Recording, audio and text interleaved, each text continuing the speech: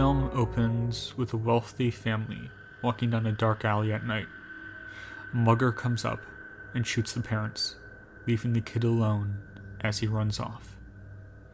Cut to modern day. Batman breaks into a giant glass roof over Ace Chemicals. He lands on a bridge of a vat of chemicals, where a standoff between the police and the Red Hood takes place. Batman looks at Gordon and sees his hand is bleeding. Batman turns around and sees the Red Hood, a gangster he's been trying to capture for months now. The Red Hood starts to run off, but trips over the handrails. Batman catches the Red Hood by his cape, but it's too late. The cape rips off, and the Red Hood falls into acid. Batman stands up, looking back at Gordon and the police. We get the credits roll as we see Gotham City. The streets are full of crime with rain coming down. After the credits, we follow a detective named Ethan Bennett. He's in the middle of a drug bust as he arrests the criminals with the other officers. However, one of the drug dealers escapes. Ethan chases after him, but the thug goes into an alleyway before Ethan can get to him. As Ethan gets close to the alley, he hears a scream. Ethan pulls his gun out and charges into the dark alley, only to see the thug on the ground, blood everywhere, as Batman, the Knight in Black, stands above him. Ethan prepares to shoot Batman, telling him to freeze, but the bat grapples away. Ethan shoots his gun, but Batman is already gone. We fade into darkness. Meanwhile, a young lady walks the streets of Gotham alone at night. She knows it's dangerous, but she doesn't really have much of a choice. After a minute, she notices a man following her. The man, wearing bright purple, his face colored in shadow, confuses the lady. She turns around to confront the man, but he pushes her down and stabs her. Before she can even scream, her throat is cut, blood gushing everywhere. The man starts chuckling as the blood covers his face, and we see his mouth, with the blood almost making a smile. He kneels down next to the woman and starts cutting her corpse. We cut back to Ethan, who is at the GCPD headquarters. Ethan is writing a report of the drug bust when Commissioner Gordon walks out of his office on the phone with his daughter. Ethan walks up to him and they start talking about the recent killings. Ethan shows photographs of the lady who was just murdered, saying that last night a man killed her. Ethan believes that the killings are linked to the Bat Vigilante, but Gordon refuses that as a possibility, saying Batman is on their side. Ethan presses Gordon, but Gordon leaves, telling Ethan it's not the Bat. We then cut to Bruce inside the Batcave. He's looking over evidence from the string of killings. Alfred comes down with a sandwich, and the two talk about the killings. Bruce deduces the killings are all being made by the same man. All of them, the victims, are cut up surgically. It's someone smart, it's someone intelligent, it's someone who has training. Bruce tries to figure it out. He thinks maybe it's another supervillain. Maybe it's Riddler. No, it can't be Riddler. She's too manic, she's too crazy. Maybe it's Bane. No, this isn't Bane's MO. It's someone new, it's someone he hasn't fought before. Meanwhile, Ethan goes home, and we see his home life. He lives in a small apartment, and everything is in clutter. Ethan places down his stuff on his messy table and sits down on his couch. He turns on the TV to a news report. The broadcast talks about the recent string of killings going around Gotham. Each victim has been meticulously cut open, their organs being strung around in a surgical manner. Ethan sighs and switches the channel to football.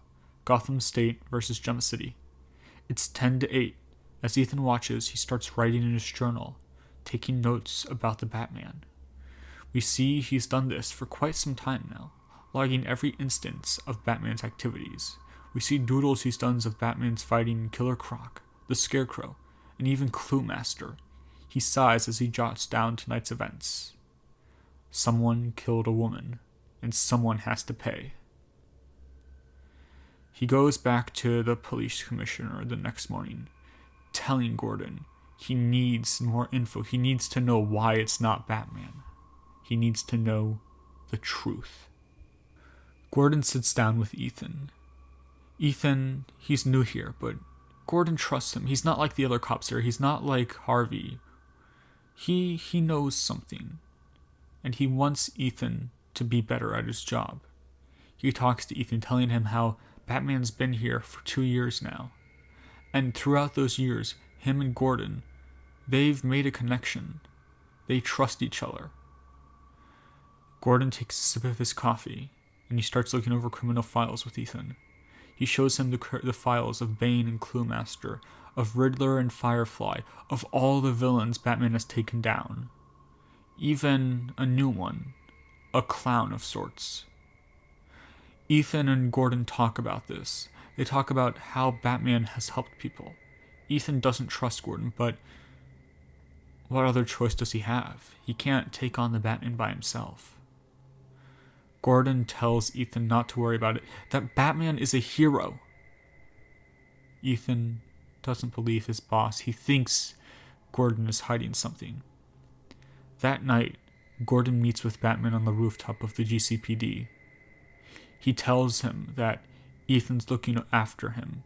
He's looking to try and find something about Batman, that somehow he thinks he's connected to the killings. Batman sighs, telling him that he thinks he's connected too. He shows Gordon a clue he found at the crime scene of the lady. He shows him that one of the organs is missing, the liver. Gordon, being confused, thinks that he had everything. He didn't think he missed a clue. The medical examiner must have missed something. So they head down to the medical examiner, Batman hiding in the shadows as Gordon confronts him.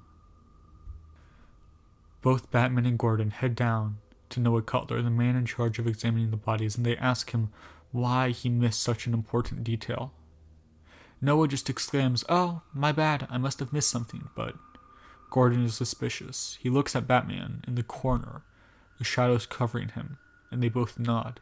Noah turns around to see, but Batman's already gone. That night, Gordon gets an invitation. "Oswald Cobblepot is running for mayor. Please come and endorse me." Gordon laughs. Cobblepot is a known criminal, but it was an invitation to a party, and Gordon liked parties. There was always food and wine. Who could say no to that? And he could bring a +1. He thought about bringing Bruce. His best friend, the kid he helped when his parents were murdered so long ago, and, of course, the Batman himself. But that would be too suspicious. Besides, Bruce would already be going. No, he needed someone else. Ethan, the new kid, the person who had been going too deep into Batman. He takes Ethan, and they go to the party. At the party, Gordon introduces Ethan to Bruce. If Ethan wanted to know more about Batman, let's see how much he knew, Gordon thought. The party goes well, and Ethan starts talking to Bruce. They talk about the current state of politics, how Oswald Cobblepot, the Penguin, he's a joke. He won't beat Harvey Dent for mayor.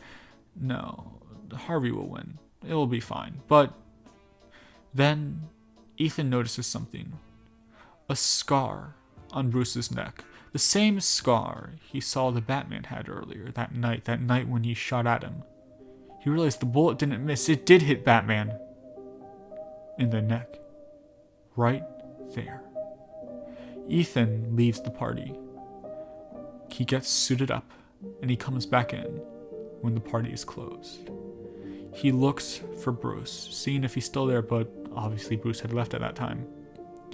However, someone else is still there. Noah Cutler. He talks to Ethan. The two had met once or twice. They didn't have a great relationship, but they were friendly enough. Noah laughs, and they make small talk. But then Noah gags Ethan, and Ethan passes out.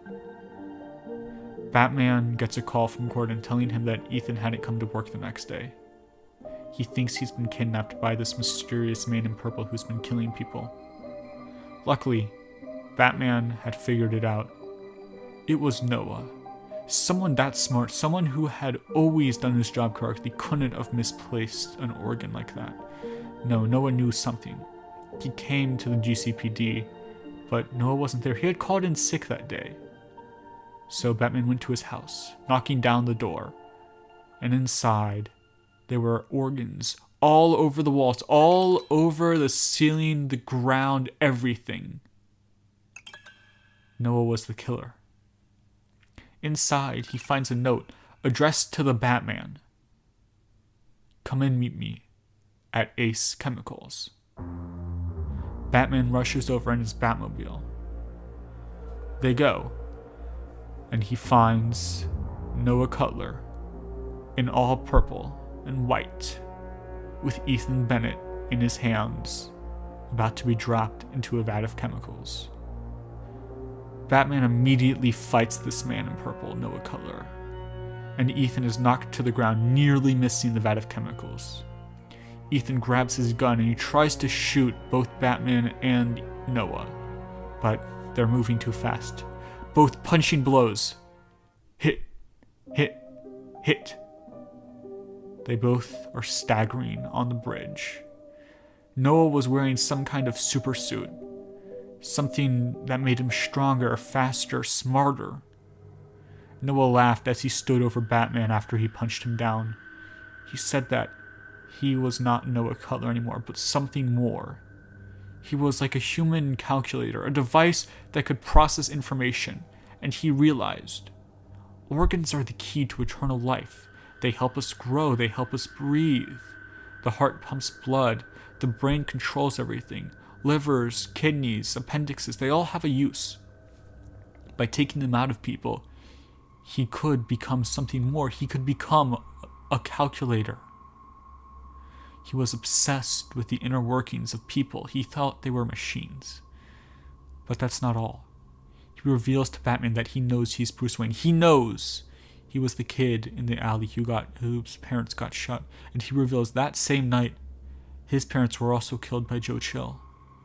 Both of them are linked. Both of them have a connection. Batman, he's startled by this. Someone figured out his identity. The only people who know were Alfred, Dick, and, well, Gordon. None of them had told anyone, so the calculator, he must be telling the truth. He really is something else. Batman pushes the calculator down as Gordon shoots him. Batman falls down bleeding. He got shot. This hasn't happened before. He got hit in the neck once, but wow, he didn't know the pain of a bullet. The lead ripping through you, blood everywhere, it's gushing. He can't see, everything's red.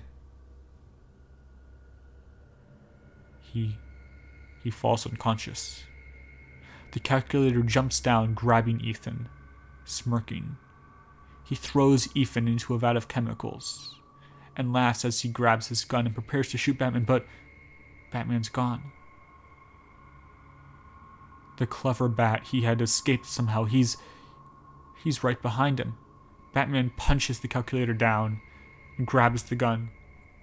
He throws him aside and looks in the vat where Ethan was. Ethan steps out of the vat. He's fine. He's good. He's not dead. Batman saved a life. Until Ethan's skin falls off like clay. He walks towards Batman, asking for help, screaming in pain, until all that's left is a skeleton glowing green. And that too falls apart. Just now, clay. Batman tries to pick up Ethan's remains, but it slips through his hands like a liquid. And now it's just a pile of mush. The calculator laughs as he runs away. Batman tries to stop him, but there's a jetpack? The calculator thought of everything. He thought of escapes, powers, everything to beat Batman. And as he flies away, Batman stands over what is the remains of Ethan Bennett. A few weeks later, they hold a funeral for him. A fallen cop who got too close to the truth. Gordon talks to Batman, talking about how he can't let another cop get hurt. He splits ways with Batman, asking him to not put on the cape again, but he knows Batman won't stop. He knows Bruce has a duty to his parents. The film ends with Batman looking for the calculator. And we go to black. Thank you all so much for watching. This video has been a while in the making, and it's just incredible that I was able to write this, and hopefully you guys liked it. I really wanted to explore how the cops view Batman, and I think Ethan Bennett is the perfect way of doing that.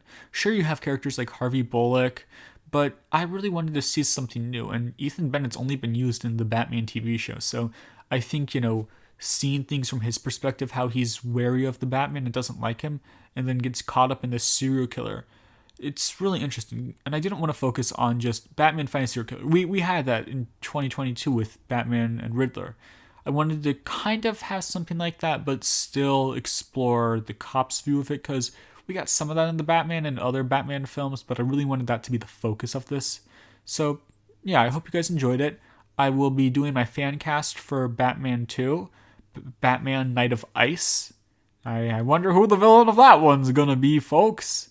And also I wanted to tease, like, Dick Grayson exists in this universe. Even though Batman's only been Batman for 2 years, I like to think, him and Dick still have somewhat of a relationship. Maybe Robin is still going on. Maybe he's already Nightwing. Who knows? I don't know. I'm still writing the other films. Like, this one has taken, 5 months to finally write and record. But I hope you all liked it. And thank you all so much for watching. Have a great day. And bye!